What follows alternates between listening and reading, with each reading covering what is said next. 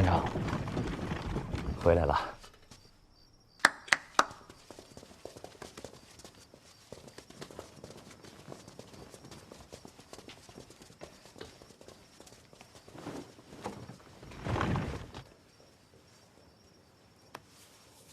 辛苦了，应该的，还扛得住。那具尸体你看到了吗？看到了。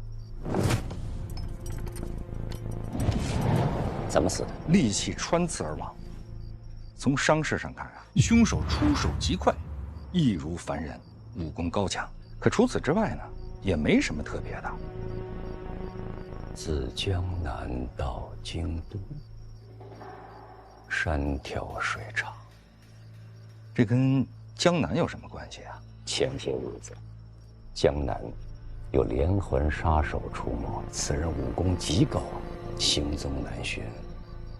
费介亲自前往江南，就是为了这个案子。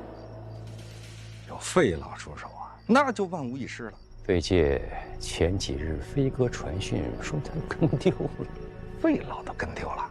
自那日起，江南到京都，官府沿线不隔数日，就会有监察院的同僚惨死。那这凶手是从江南奔着京都来的？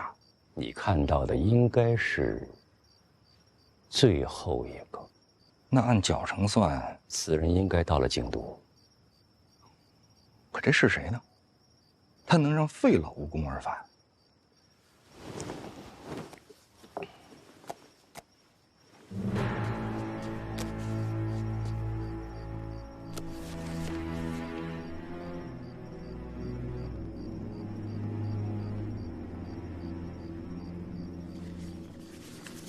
从这伤势上看，跟我今天见那尸体一模一样。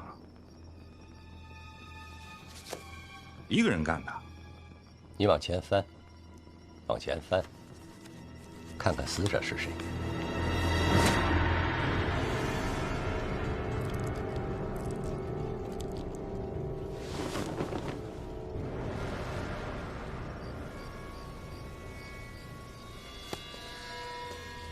院长，那这个消息，我能告诉小范大人吗？你觉得为什么能让你跑一趟？明白了，请您告退。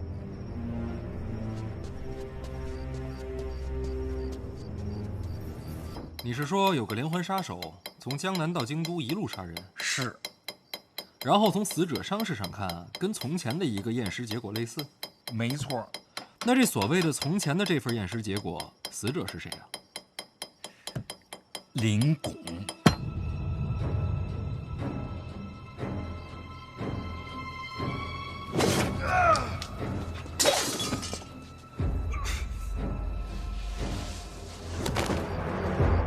你没看错？不会错了，大人。两次伤势非常相似。这凶手啊，2次杀人，出手速度都是极快，异于常人。当然了，也有另外一种可能，那就是这次的连环杀手跟当年杀害林拱的那个凶手用的武器相似，武功呢也相差无几，也会有如今的这个结果。你刚才说，这个凶手是从江南一路奔着京都杀过来的。从时间上算的，现在应该已经在京都了。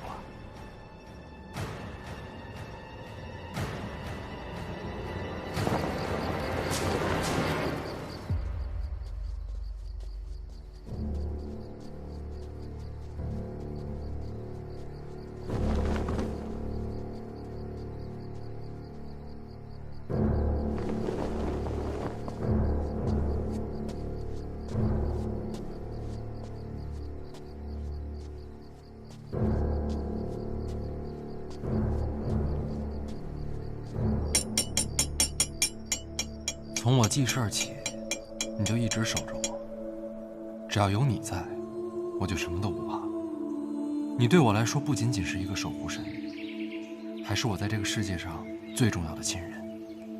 所以我希望你能找到自己想做的事儿。找到自己想做的事，为了自己吗？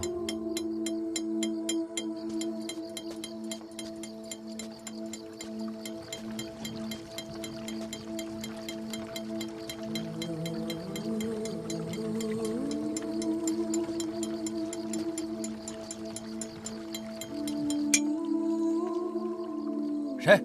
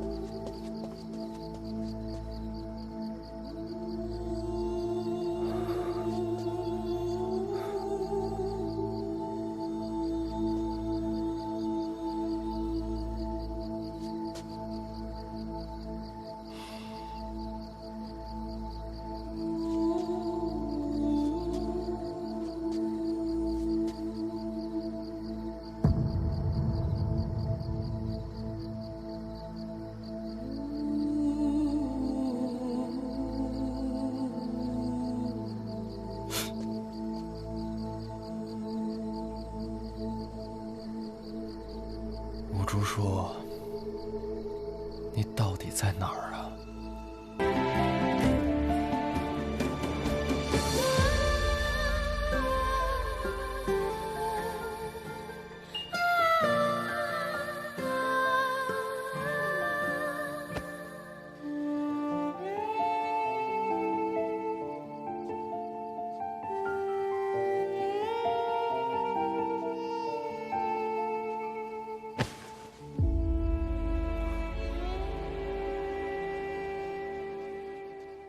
婉儿，我有话要对你说。哎，少爷，有什么话啊？咱们拜完堂之后再说啊。不行，我一定要现在说。婉儿，爹有一句话，一定让我在你大婚的时候告诉你。什么话？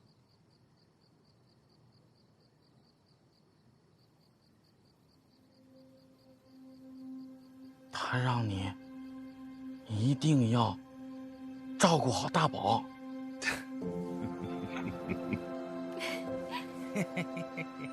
好，我答应你。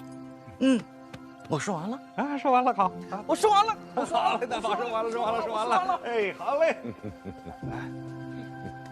来，开始。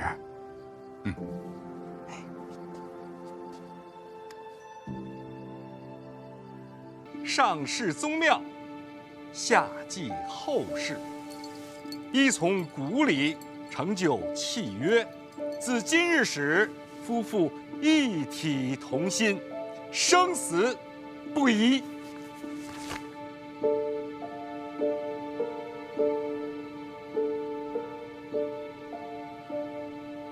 新人行礼，一拜天地神庙，此为诸礼之本。拜。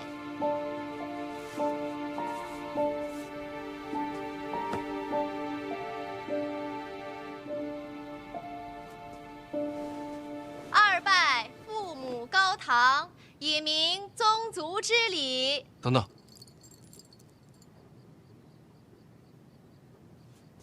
姨娘，你坐那儿。万万不可！我不是范家主母，礼法上做不得。礼法不认，我认。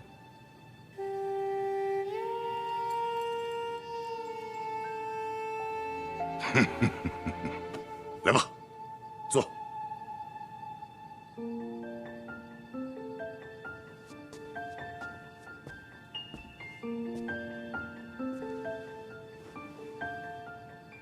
二拜父母高堂，以明宗族之礼，合体同亲。起，夫妻交拜。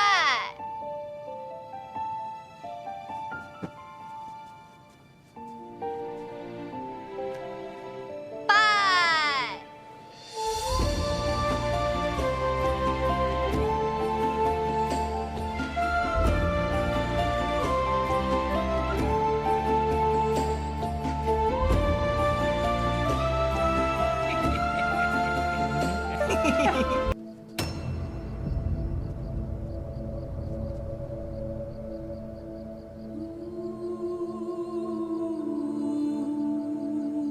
这一晚上这么忙的吗？什么？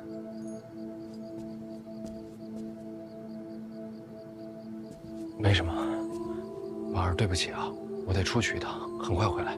回来我跟你解释。哦。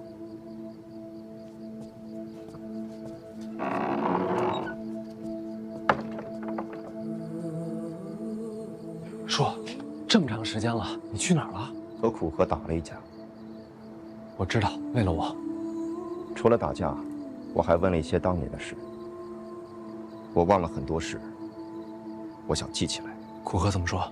小姐的事，她不愿提。我娘来自神庙。神庙？啊，苦荷他们当年一路北上，亲眼见到我娘自神庙而出。说，你说会不会你也是出自神庙？神庙？我想不起来。没关系，我陪你北上，咱们一起找。等找到神庙，没准你就能想起来。去不了。为什么？你成亲了。那也不冲突啊，成亲了可以和婉儿一起去。说，刚才拜长辈的时候，我就在想，要是你在，我跟婉儿得一起拜。你为何不问问我？和苦荷一战之后，我去了哪里？你去了哪儿？我去了南边。街都静了。静了。他们不回院里，只为了吃饭。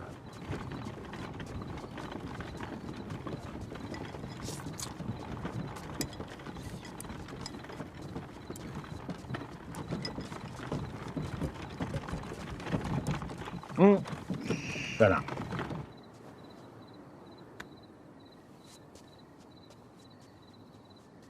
一个3处主办，一个6处主办，都是监察院的顶梁柱。半夜在大街上打架，这样传出去，丢不丢人？不至于啊，谁说不至于啊？丢人也丢不着我的人呢。我天天蒙着个脸，京都上下监察院内外，哪个知道我的名字？你隐藏身份就是为了打架豁得出去是吗？是他先动的手。不是，这个今天什么日子？我徒弟大婚。我知道，你这贼眉鼠眼的，一看就没好事儿。我得拦着他呢。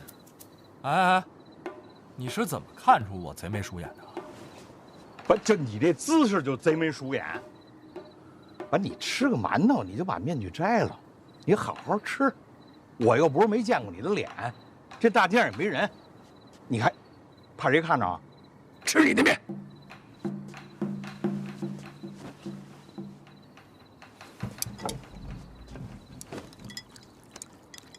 你去范监府了？啊，被他拦了。做什么？今日范闲大婚，武主武先生必定登门。我平生之愿，就是亲自向他请教武学精艺，教授切磋。那是找死呢！武者寻道，虽死无憾。裴介，你是什么时候回的京都？我这一路狂赶，我这不是刚回来，连饭都没吃呢。一路南下，我就惦记这口呢，还得说京都。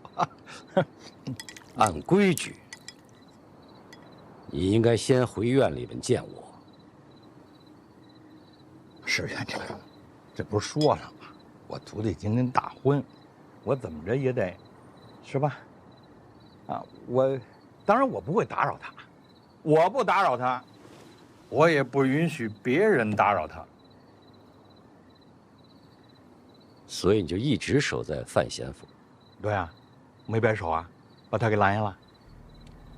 裴介啊，你一路追杀凶手，自南而来。跟我说句实话，凶手是不是武主？我确实没看着这个凶手的脸，当然我也不相信大人会是滥杀之人啊，那就是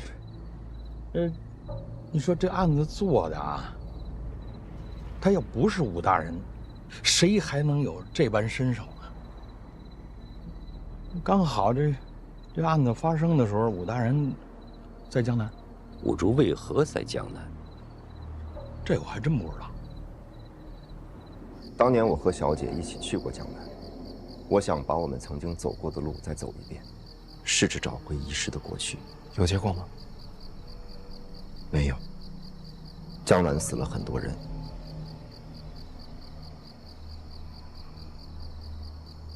我听说了。我没动手。那就不是你啊。那是有人要陷害你。顺着这个思路往下想，第一，考虑谁陷害你能得到好处；第二，要知道你南下的行程；第三，可只能是我。为什么？我暗中查过死者，出手之人，宗师手段。那就是4大宗师之中有人要陷害你，是不是四姑剑？杀人者没用真气。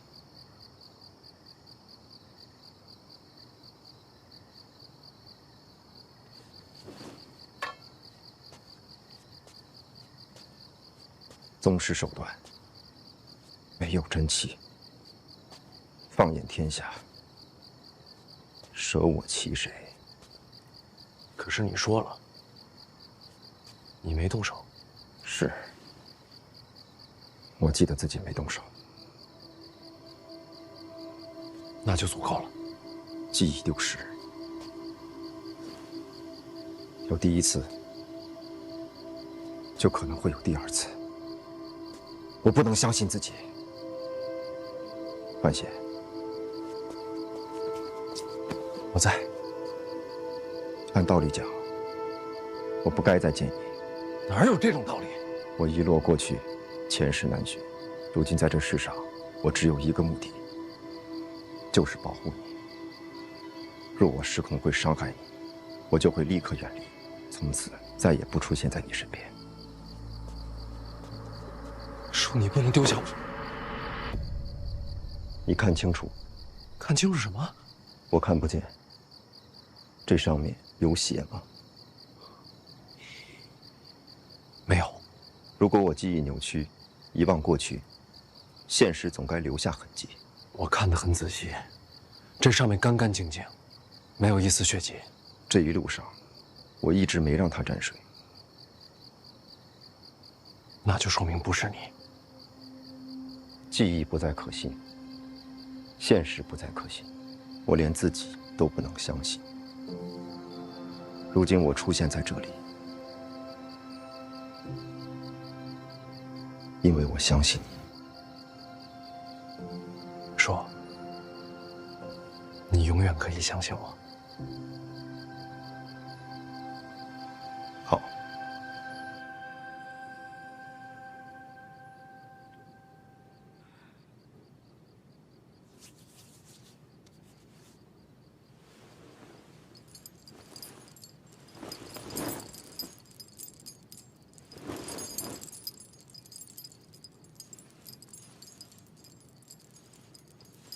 我该走了。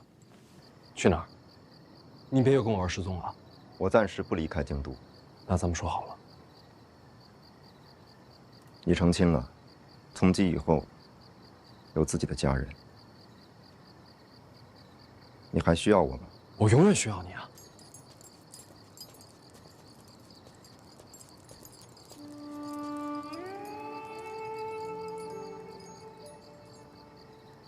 没有永远。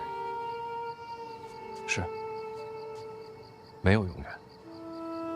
但我这一生，你不能缺席。大婚之后，你带上小姐留给你的箱子，去苍山住一段。苍山？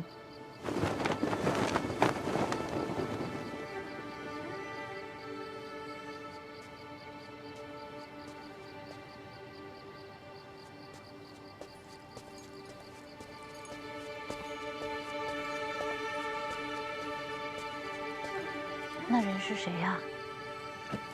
武竹叔，我的长辈。怎么也不进来坐坐？他性格就这么怪。你怎么自己摘了？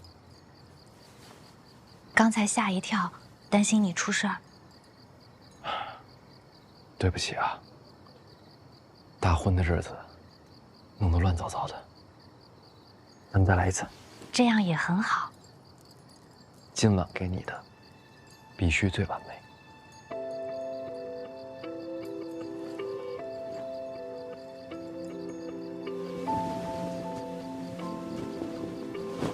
相信我。我从小在宫里生活，父亲与母亲不便探望。每到晚上，我会一个人住在一个很大的房间里。从那个时候起，我就特别喜欢看星空，因为除了星空，也没有什么可看的了。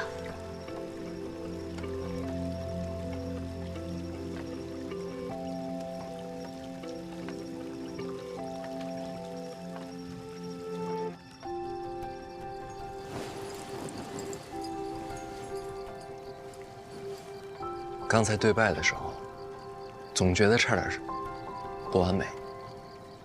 为什么？堂上只有我爹和柳姨娘，少了你独有的见证。我爹娘没法来，没事的。可星空一直在啊。你说的话，我都记着。你送我的这片星空，它一直都在。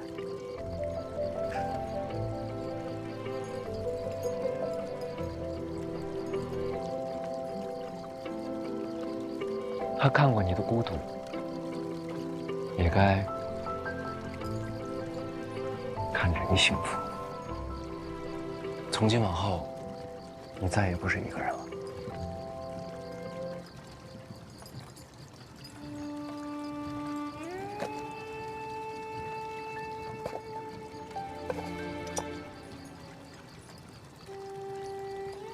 戒指，这是做什么？我自己做的，新婚良人以此为凭，共许余生。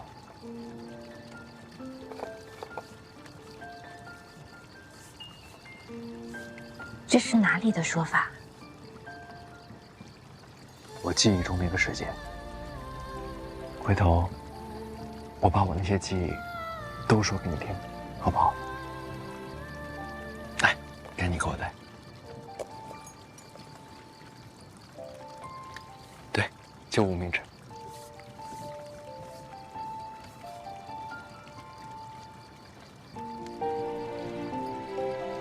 这契约就定了。星空见证，往后余生再不多行。我喜欢这约定。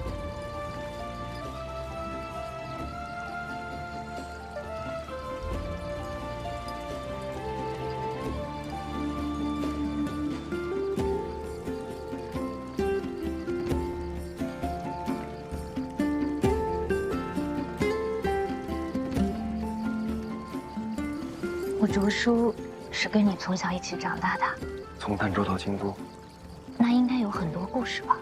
我竹叔的故事，我慢慢为你讲。今天不是说故事的时候。那应该做什么？好问题。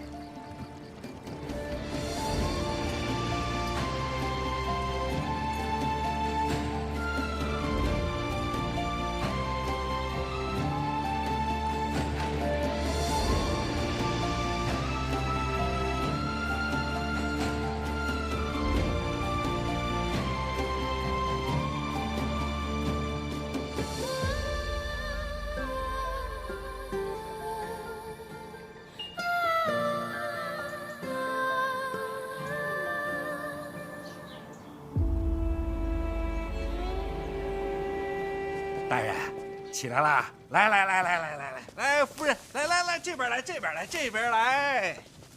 你这是干什么呀？坐，大人坐。来，夫人，快坐。怎么了？坐啊！来吧，大家伙儿，来。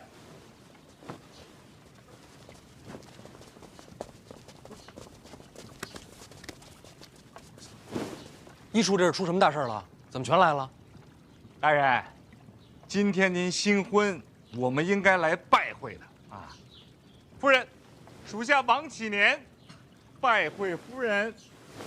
邓子岳携一处同僚见过夫人。行了行了，都是同僚，拜什么拜？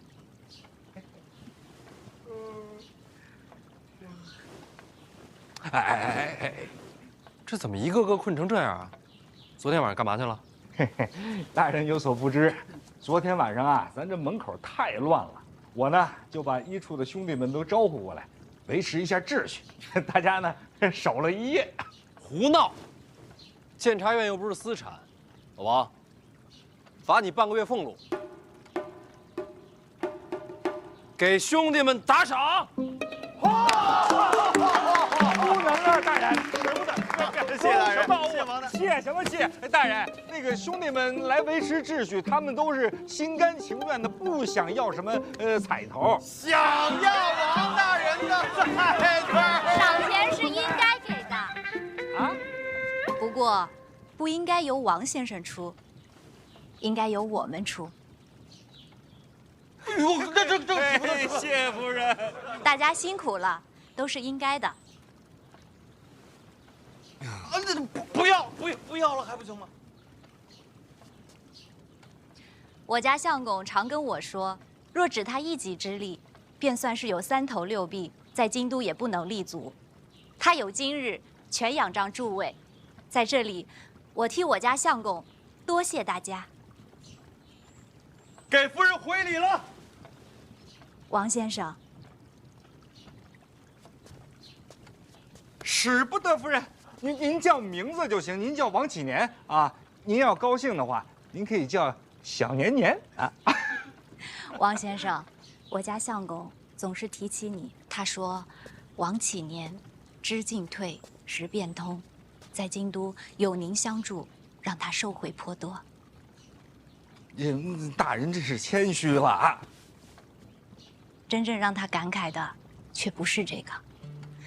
他说，他脾气怪，性子拗，在京都没有几个朋友，但王启年便是其中一个。你2人不是家主门客，也不是上司属下，而是挚友，亦是知音。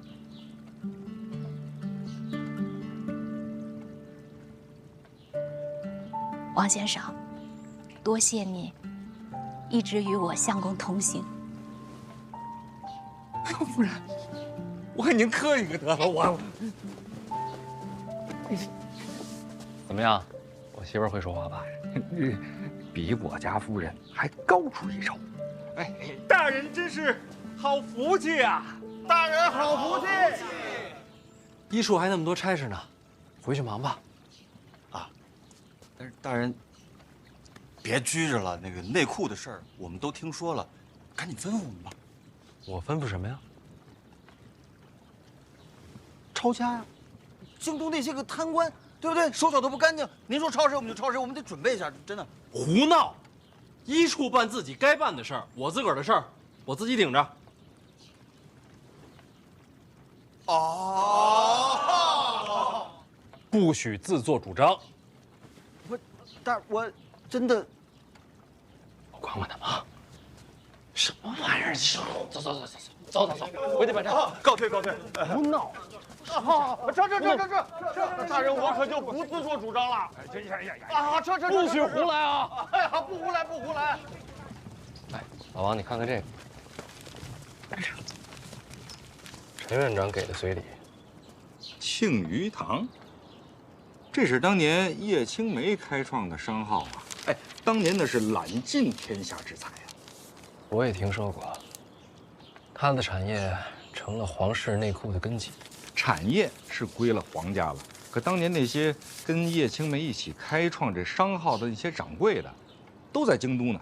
这庆余堂现在就是他们在办。这庆余堂是个商铺？他们自己啊，不开商铺啊，他们收那些商铺东家的钱，给这些商铺啊做掌柜的。职业经理人，可以啊。什么？啊，没什么。但是，叶青梅死了之后，这些掌柜的和内库还有什么瓜葛呀？陈院长给留的谜题，总得过去看一眼。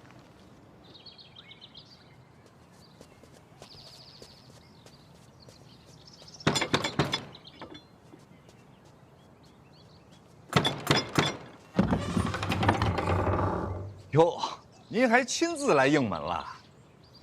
这位便是庆余堂的大掌柜，啊，这位便是监察院提司范闲范大人。请。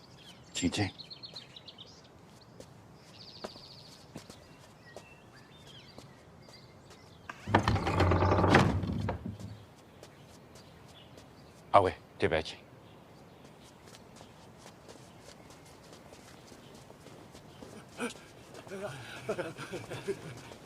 小范大人，小范大人，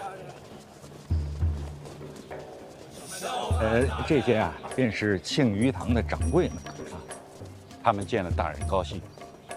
他们这是高兴什么呢？啊，这边请。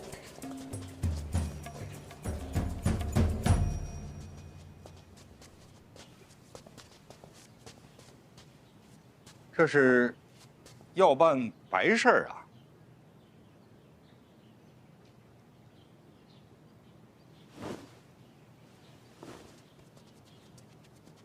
是什么意思？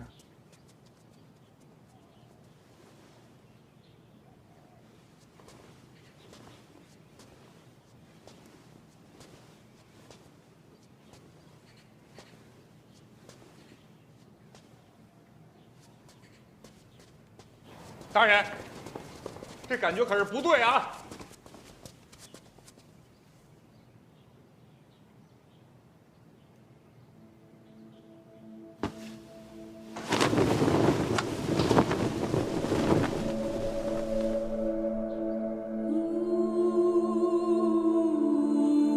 叶青梅。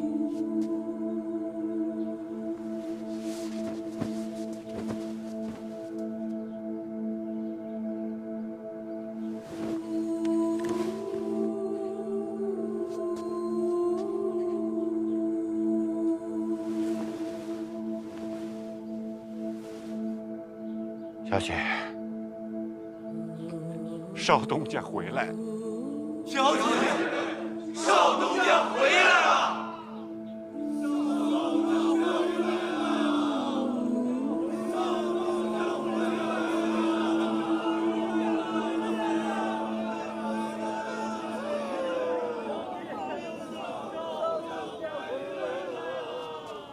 好了，我会陪少东家好好聊的。你们在这儿啊，惊着少东家了啊！告辞。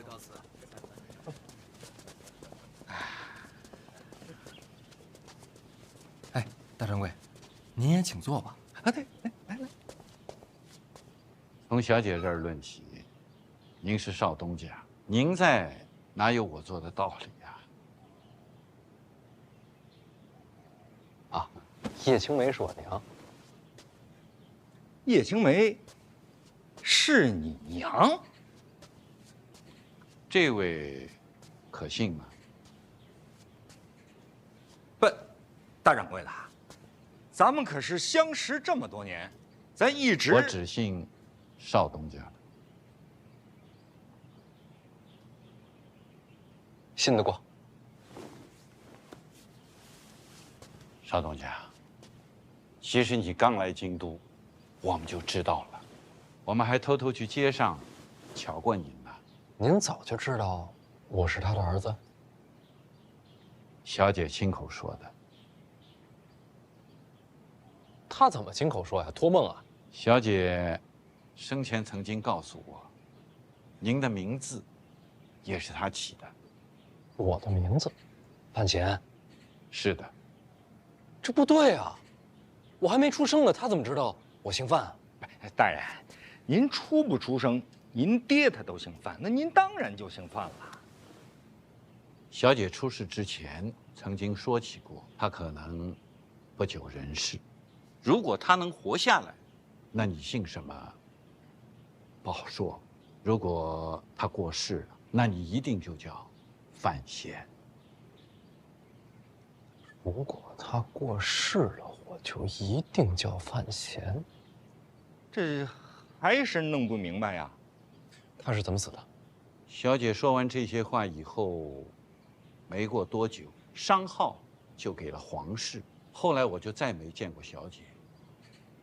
具体是怎么过世的，我也不太清楚。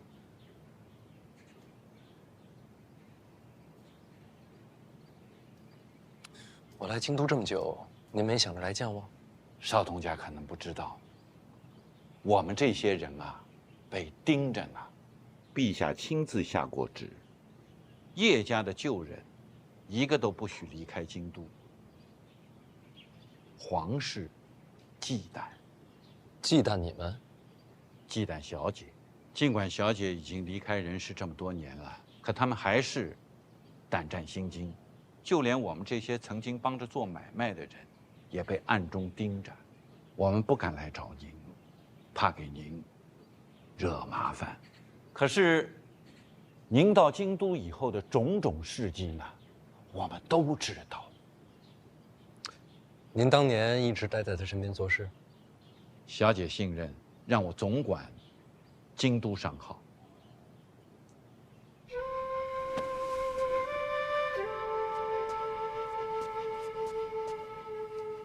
他是个什么样的人啊？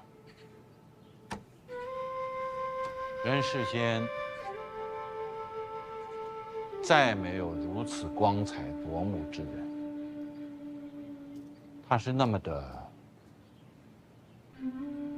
完美，除了经商以外，天文地理他无所不精。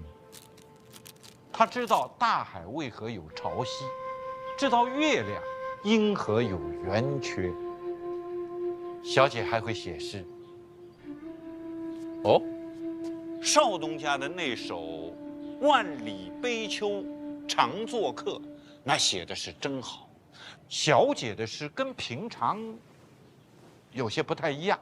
不瞒您说，她专门为我做过一首，说来听听。眼睛瞪得像铜铃，射出闪电般的精明，耳朵竖得像天线，听到一切可疑的声音。少东家是不是有什么不解啊？天线二字，小姐为我解释过。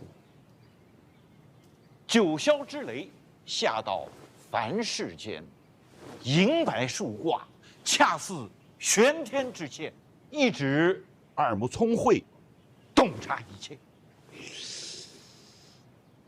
他是这么解释的。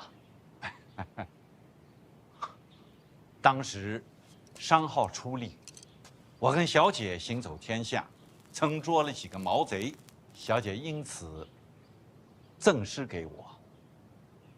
这是我这一生收到的最好的礼物啊！这诗确有独到之处啊！我算是知道他大概是个什么样的人了。大掌柜，这诗不光有词，还有曲子，回头我教您。好。内库的那些亏空，我们早有准备。你们有这么多钱？我们没有钱，京都的商铺有。哪家商铺有？哪家商铺都没有这么多的银子。若是把京都所有的商铺加在一起，就能填上这个窟窿了。所有商铺？我们这些人在京都各家商铺做掌柜，兢兢业业，从不贪钱。这么些年，总算有些口碑。如今京都但凡有名的商铺，用的都是庆余堂的掌柜。这么说吧，如果那些商铺有什么不可告人的秘密，我们比他们自己还要清楚。你们抓着他们的把柄呢？邵东家，给我们10天时间，一起发力，雷沙成塔，积少成多。我务必让他们凑足这2000万两，作为大婚的贺礼。大人，这可行啊！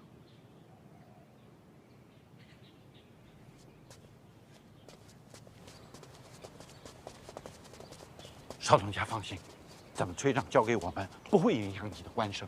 威逼商铺收取钱财，你们怎么收场？不放事儿，大不了不做掌柜了。行商者最重利，弄不好啊，他们会雇凶杀人，到时候你们会有危险的。没关系，我们都已经活到这把岁数了，已经心满意足了。不行，如果是我娘，她会这么做吗？刚才听掌柜提起我娘，光芒万丈，话里全是自豪。我想，如果是她，不会这么选。邵东家，情势危机，我娘有没有遇到过情势危机的时候？她当年妥协过吗？内库亏空，我自己办。邵东家，2000多万两，非一人之能力所为啊！不管多难，我也要试试。做儿子的总不能给老娘丢脸。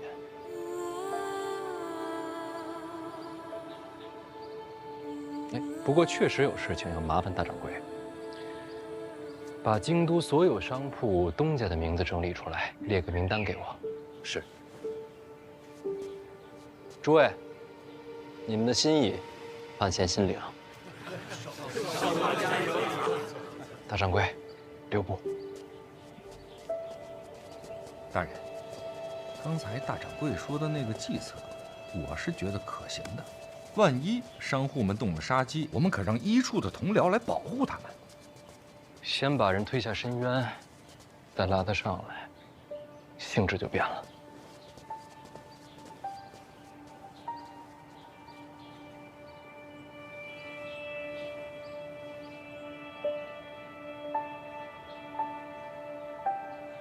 邵东家真是个善良的孩子。原来我以为小姐走了，那道光灭了。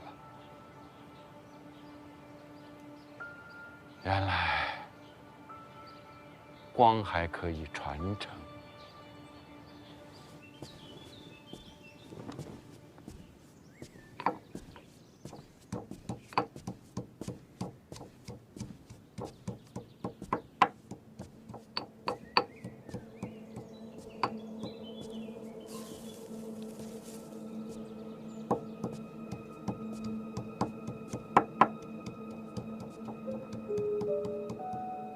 站着干嘛呀？当自己家一样坐。姑姑，这就是我家。那你还客气什么？随便坐。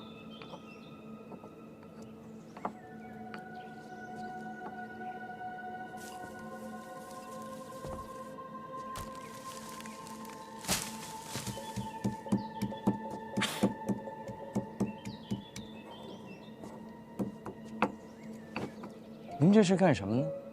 闲着也是闲着，顺便调个胭脂的新色。这些花你一路带来，不是送范闲的吗？人家不要，送你算了。愧不敢当。我是要谢谢你。谢从何来？无论怎样，晚上的大婚，我都不希望出任何岔子。你没有说出林拱的秘密，我就要谢你。姑姑不交代，我也没有打算说。那我是真看不懂了。你是要和范闲讲和吗？哦，那倒没有。陛下对范闲信重，从现在看，就算范闲不娶婉儿，这内库一样会交到他手中。哦，林拱这秘密啊，要用得用到生死关头。怎么？姑姑难不成是要和范闲讲和？我若是想讲和，内库的账册上就不会多出2000多万的欠款。那现在看来，这欠款好像是给早了。朝堂上上上下下都在猜想，说范闲不会接手这内库。继续讲。小范大人如今春风得意，何必要接手这烂摊子？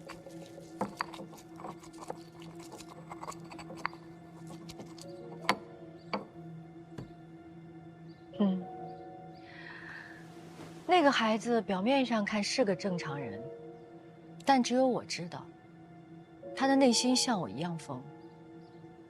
我不急着回信阳，我就要留下来看看，结果如何？必要的时候，我就在背后推他一把。要说疯啊，姑姑跟我不遑多让。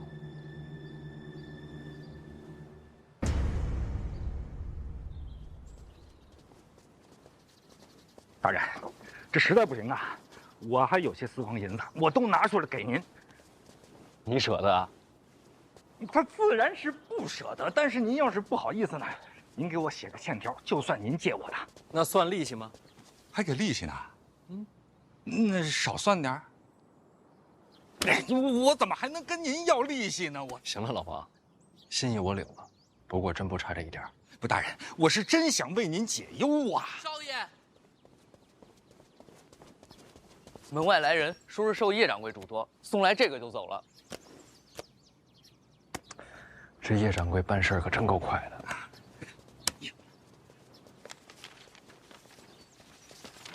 大人，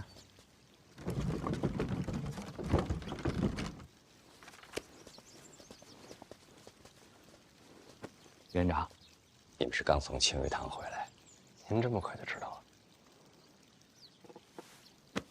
了？他的身世你也知道了。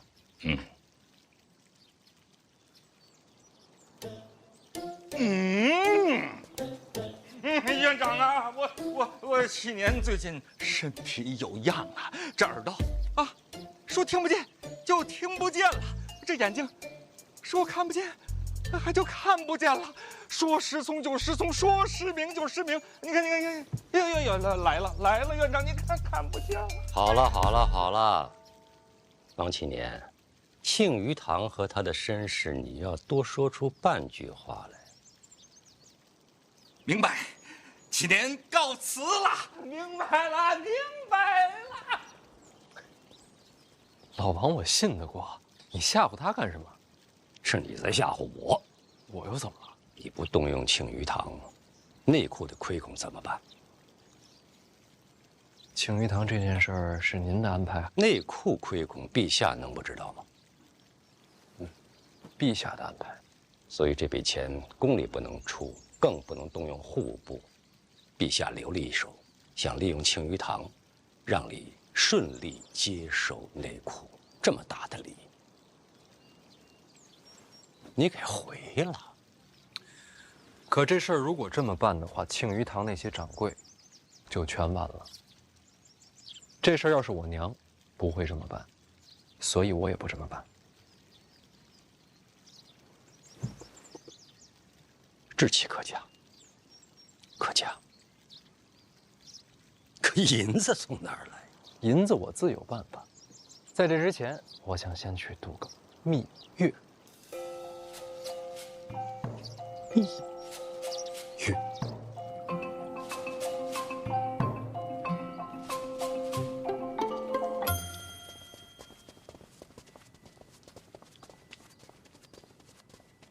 陛下，范闲到。陛下，啊，听说你要度那个什么月？蜜月，臣是来请假的。啊，去哪儿啊？苍山。多久？还没想好。越久越好。请问陛下，这是为何？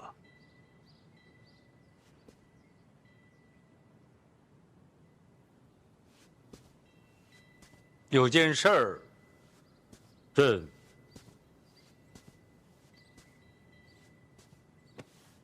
恐怕要变卦了。陛下，我这婚了，与此事无关。朕这几天想来想去，觉得内库的事儿，你还是别接了。陛下是觉得臣补不上这2000万的亏空？2000多万两，这可不是小数字啊！庆余堂你接吗？那怎么可能补得上呢？北齐一战，户部的银子都掏空了，现在天下到处是灾，内库的银子可不是为了补户部的亏空，它还有赈灾安民的作用，所以朕还是觉得这个坑别跳了。范闲呀，放手吧，这不是儿戏，这牵扯到方方面面的国事，而且也是陛下的旨意。对，是朕的旨意。那就更不能放了。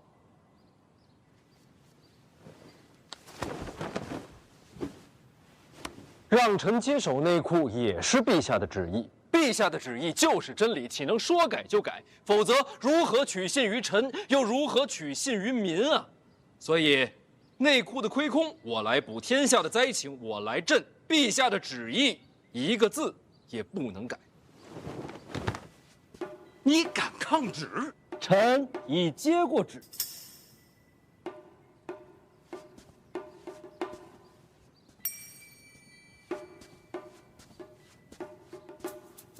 万一天下的灾民，臣提头来见。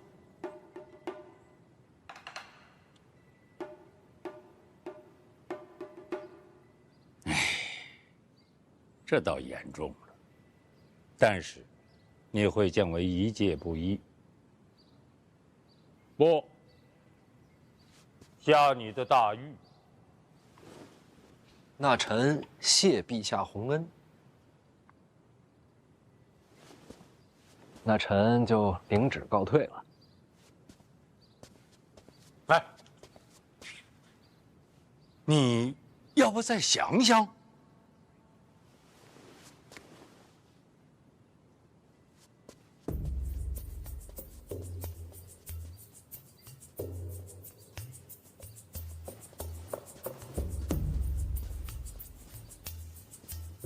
这哪儿来的底气呀？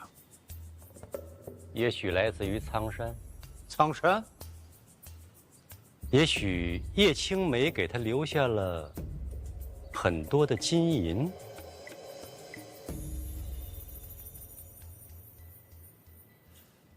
这娘俩倒是有点邪的，随他去吧。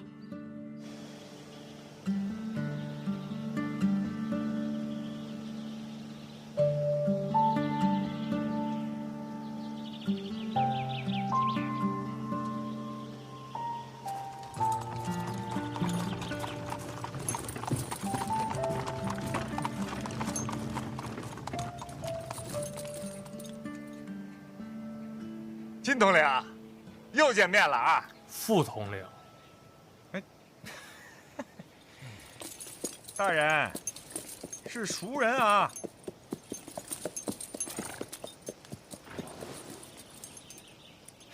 还真是熟人。院长军令，黑旗护送提司前往苍山。平统领，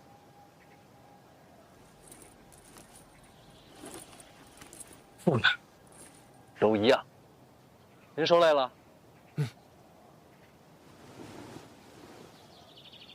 出发！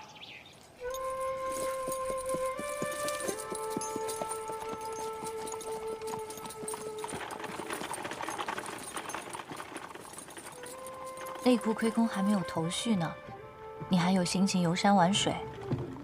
越是这样，越是要出来游山玩水啊。苍山有银子？苍山没有银子，但是我可以想办法让银子来苍山。怎么个来法？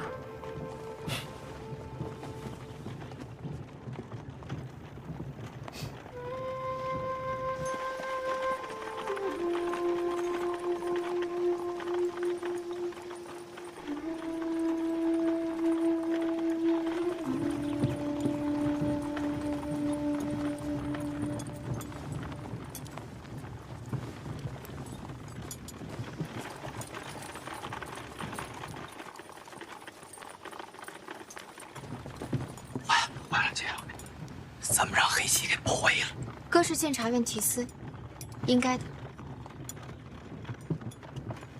是保护咱的是吧？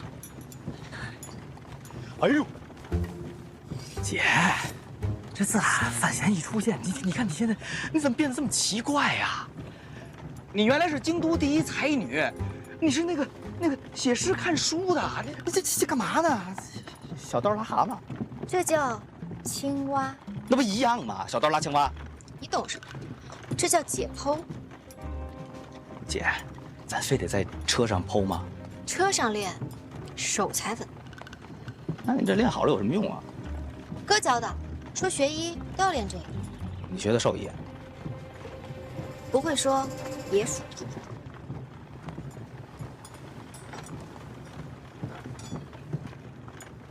哇，姐，你说这哥也真是的，他跟嫂子出来，这叫什么度蜜月呀？那带咱俩干啥呀？想知道啊？想知道，自己去问呀。你不会说也别说。京统领，停一下。换死者，换死者，过来一趟。你说，哎。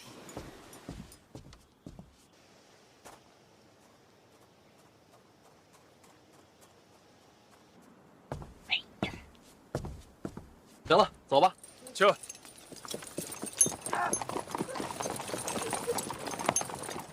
嫂子，怎么愁眉苦脸的？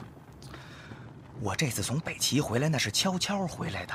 他这么一嚷嚷，这不全天下都知道了，我都暴露了。你从北齐回来瞒谁能瞒得过监察院？这都自己人，别瞎操心了。他现在都一手遮天了。别闹，跟你聊正事呢。您说吧。知道这会儿为什么让你上车来吗？不知道。因为你嫂子担心我呀。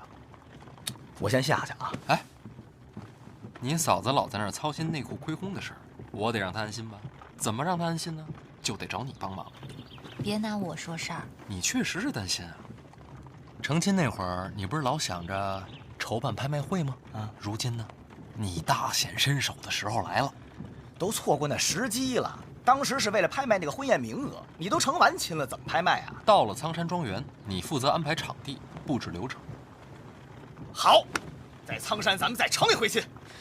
那不成讹钱了吗？你听他瞎扯，大婚就一次。这是京都所有商铺东家的名册，基本全在这上面。你安排人把他们请来苍山。人家凭啥呀？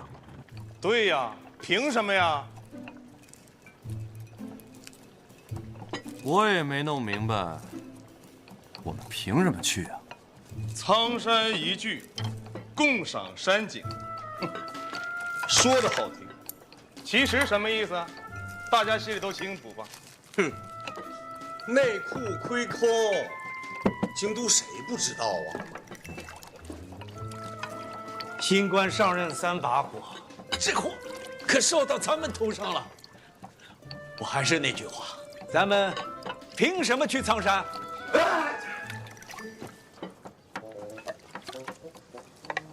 在下今日偶遇风寒，不宜远行。人家是诗仙，是重臣，这身份下请柬，谁敢不去啊？啊！说句实在话，在座的加起来，能凑出这2000多万两银子吗？我可没有抢，我也不行。穷归穷啊，这小范大人刚大婚，这份贺礼总是要补上的吧？哎，对，人可以去，礼金也可以准备，但准备多少就看命了。没错，只带礼金，其他没有。诸位，我已经找过督察院了。督察院那些青天啊，听闻此事那是愤怒不已啊！青天们说了，若小范大人敢恃强凌弱，他们一定血溅圣上，必除国贼。